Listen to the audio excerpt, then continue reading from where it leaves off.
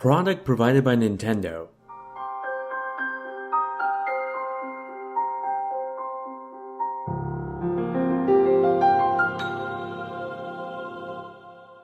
Well, it's finally summer, and with it comes the first DLC pack for The Legend of Zelda Breath of the Wild. To be honest, I wasn't expecting to like this first DLC pack that much. When I originally played Breath of the Wild, I enjoyed the exploration and the gameplay, but I wasn't so captured by finishing all the shrines and collecting all the Korok seeds. I just enjoyed the explorational gameplay, so I didn't really expect to enjoy this first DLC pack that focuses on challenges and difficulty, but I was pleasantly surprised. One of the biggest new additions with this DLC pack is the new Master Mode. The Legend of Zelda series has always been well known for its Master Quest mode in the Ocarina of Time, where essentially it's the game's hard mode and it was missing at launch for Breath of the Wild. This new DLC adds a hard mode, but rather than it just being a flip of the already established world, there's actually some new additions to it too. Besides the enemies getting generally stronger all across the board, including the tutorial Great Plateau area, they can now also regenerate their health, and surprisingly much faster than I think anyone was expecting. The health regeneration of these enemies is so good that it really just forces you to focus or attack one enemy one by one, at least in the first parts of the game. The method of just bombing the enemies at the start of the Great Plateau really doesn't work out in this new game mode, just because all the enemies will regain their health before you can even kill just one of them. New enemies have invaded Hyrule as well. You'll see a lot of these flying enemies on crafts, sometimes with chest prizes on them too. These can be found pretty early on in the game, in the Great Plateau, and later parts too. Very early on in Master Mode, it became a game of avoid and dodge rather than attack, simply because enemies were too strong to defeat, especially in the numbers that were coming in at the rate they were regaining health too. Those of you that were worried Master Mode would just be enemies with some extra hearts and stronger attacks, I think will surely be happily surprised with the challenge. Actually no, it's hell. It is quite literally hell. The Master Mode will prove to be a great challenge for even the most skilled players. I give my major props to whoever is bold enough to speedrun it and actually pass and complete Master Mode. Luckily, those of you up for the challenge can start a brand new save separate from your normal gameplay, letting you have 2 separate saves for each difficulty. Trial of the Sword is the next piece of content in this DLC pack, and it's a series of 45 challenges that you can only tackle once you obtain the Master Sword. With the Master Sword in hand, travel to the Great Deku Tree and take on the series of trials that strip you of all your items, including your clothes, and there you'll go through 45 rooms where you're supposed to defeat all the enemies in each room.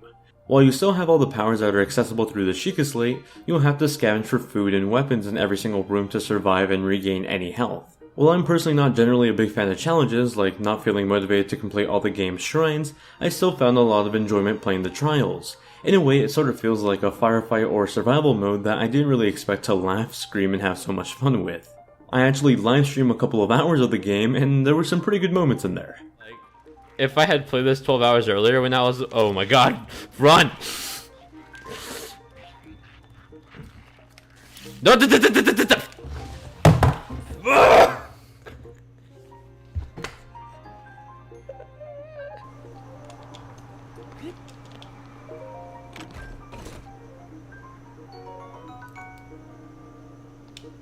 That's cute. That's not cute.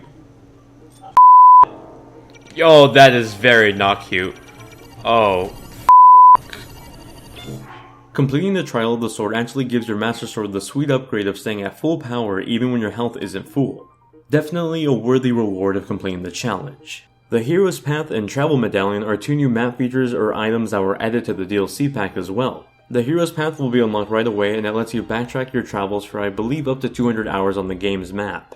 It's a really useful tool for seeing which areas of Hyrule you've already explored and you haven't explored, even when you're deep in a 100+ hour playthrough.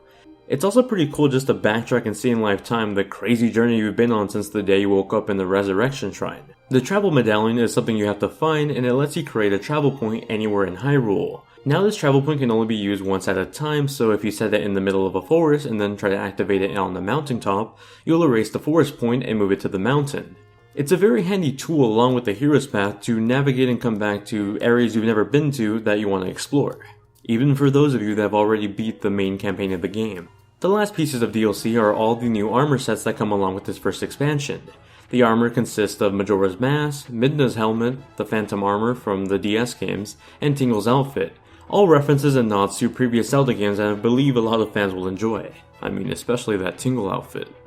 Just about all of these armor pieces are more for cosmetic changes than actual impressive stats. However, there is one other mask, the Korok mask, that actually does add some new functionality to the game. The Korok mask actually shakes when you're near an undiscovered seed, so it actually helps you find those pesky seeds hidden around Hyrule. However, you first have to actually find these armor pieces, including the Korok mask, hidden across the map.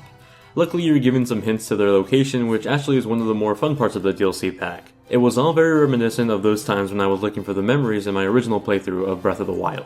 I went into this first DLC pack expecting to be pretty bored with the content in it. I don't consider myself a completionist nor a tryhard when it comes to completing the vast open world of this game at 100% shrines and seeds. I was quite honestly much more excited for the story DLC in Pack 2 coming out later this year about the champions, but I'm pleasantly surprised by how much I actually enjoyed this one. In order to actually download this first DLC pack, you need to buy the Season Pass for $20, which gives you the first DLC pack we're reviewing right now, and the DLC Pack 2 coming out later this year.